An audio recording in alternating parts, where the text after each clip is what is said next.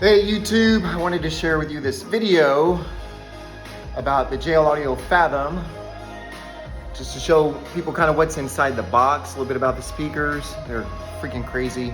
So just a lot of fun to play with, and wanted to show this video. Let me turn the music down a little bit.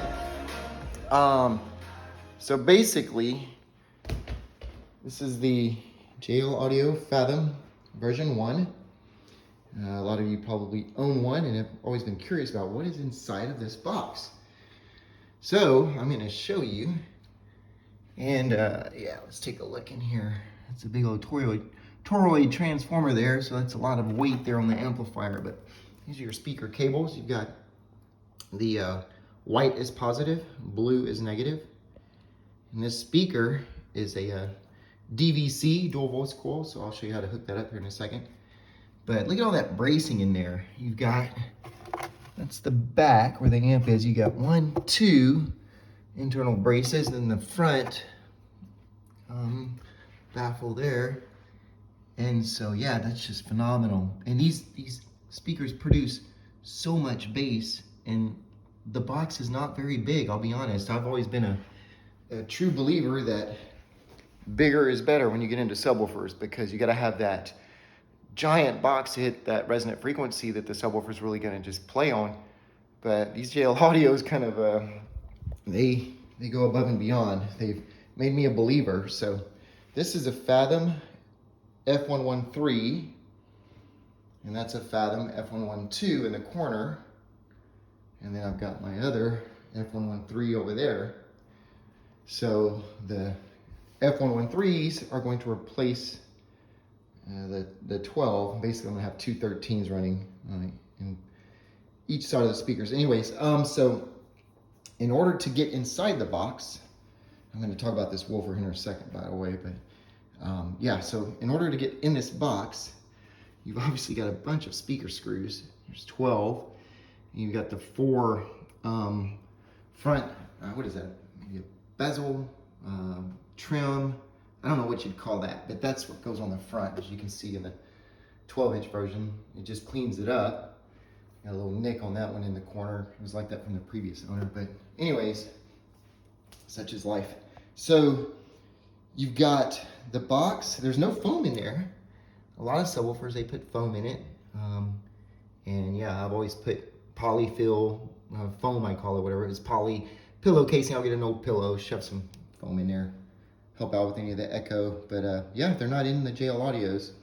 I did put some in that one, and I didn't hear a difference, but hey, gotta experiment. That's what being an audiophile is all about.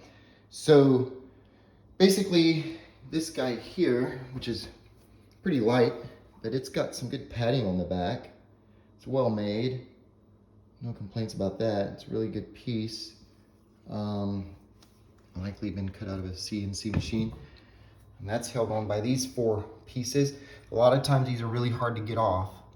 So you're supposed to use an open-ended wrench here, it's like an 8mm, 6mm or something, but it was too tight. I had to actually use a small vice grips and just grab it from the top and slowly twist to break them free. And then yeah, that worked. And you've got these spacers behind that. One guy mentioned having a problem with some rattling, and when I bought one of these subs, and one of these was kind of loose, and so it could have been some vibration here, but I don't think that was the problem. I'm not sure what he was experiencing, but anyways, so I've got some more pieces here. I'm going to refoam this woofer. It doesn't really need it, but you can see the color's a little bit different. That one over there, it needed foam, so I replaced it, and I want them to both look the same, so I ordered 2 pieces, so I have to do the other one now, and that's what's going on with that. So I'm going to refoam this guy, and the way it works, you can see a lot of videos on YouTube on how to refoam these, so if you're really wanting to get into some details with foam jobs, just do a YouTube search or Google Images search. But this is how this works. You've got the little, I don't know what this is called. It's like a trim piece to hold that on. And then this other trim piece goes over that secures it. It locks this ring on. I guess the trim ring and then the second trim ring. So you pull this off, and that allows you to then access the screw holes in the back. You kind of bend the foam like that. You can take them out. There's 12 total. And yeah, that's how you remove it. And this thing weighs, gosh, I don't know, 40 pounds maybe? It's just ridiculous. So I'm gonna replace the foam on here and make them look the same. That's my goal, at least. So let me talk about this woofer for a little bit. Look at the size of this thing. In case you've ever wondered what's in this freaking box. This beast is sitting in there. It is crazy. A lot of you guys in the car audio already know what this sub is. So, let's see, that's about the bottom. Thing's over, it's about 12 inches tall. That's crazy. So I'm gonna show you the design of this thing, this giant spider. I mean, that's like so massive and robust. The magnets are insanely large. I believe the magnets on, it might be the version 2. This is a version 1. These are all version 1s. But I think on the V2, I think they did increase the magnet size for the motor. And they did actually give them another 500 watts of power. So these are at 3,000 watts, and the version 2 is at 3,500 watts. So this is the dual voice coil, so it's DVC. You got a coil here and a coil over here. What I like about DVCs in the car audio world is if you lose one coil in the speaker, at least it still works. It's not gonna be as good, but hey, it's better than losing, you know, a coil on a single coil speaker and it doesn't work at all. This speaker is hooked up in series, so your white wire is going to connect to the positive, and the blue wire connects on the other side to the negative here. And the black wire is just jumping in between the two coils. So yeah, that's called series. This woofer has a large dust cap on it here. And okay, like here on the KEFs. These are KEF 207 in case you're wondering. Freaking love these speakers, blow your mind. So that's the dust cap on the KEF, but on JL is what they did is they just used the entire front surface on the W design, and this is a W7. So basically in the center area, there's like a cone that comes up, which gives it kind of a W shape. And that's why it's patented as a W series. And then the center of this dust cap glues to that. And then the outside trim piece glues to the actual, like the woofer cone here. So it's kind of interesting. The foam sandwiches underneath this. So I hope that makes sense. Anyways, so yeah, here's the front cover for the 12-inch version. It covers up the controls, so I can't get it on there, but you get the picture. There we go. Covers up the controls, so if you have kiddos, you can probably set the controls and put the cover on and nobody messes with it. But yeah, lots of controls on the front. I love how everything is placed right here on the front. I pretty much set my subwoofers. I will tinker with the volume from time to time, maybe. Usually I do a lot of that just on the receiver, the Denon. I can control, you know, bass output or bass volume. So, but sometimes I do play with that. You got your lights, level mode, all this stuff's in the manual. But one of the main things to talk about is the calibration mic, which I have in the garage, but you can calibrate these guys. It's a room optimization calibration that helps get rid of any like weird heavy bass notes that are kind of like out of league with the rest of the bass notes, and it kind of keeps them all more toned together. I personally, I love, let me go over to my other one because it's already set up here.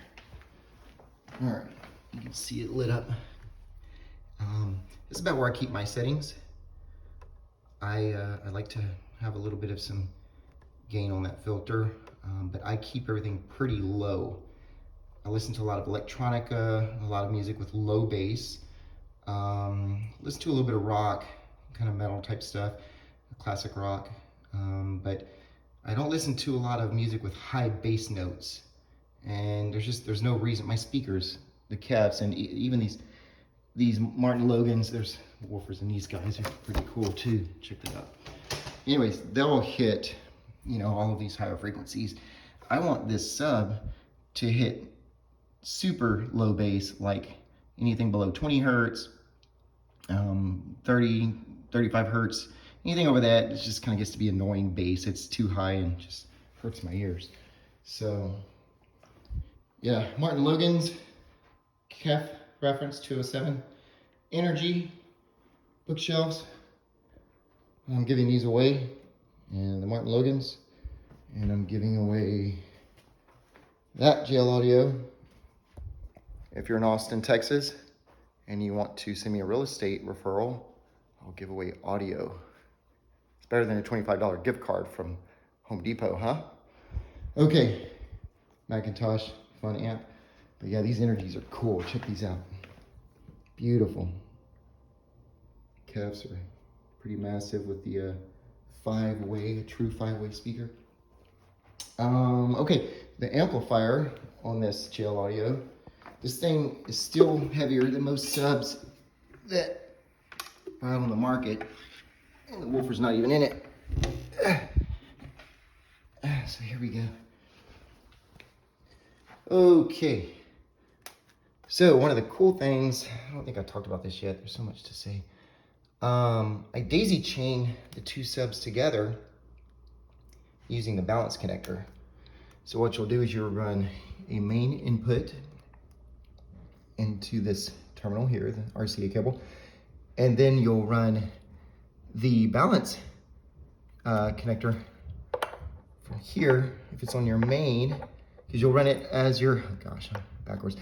You'll run it as your master, so you turn this to master, and then you run the other end to the slave, and then this one takes over all the controls for both.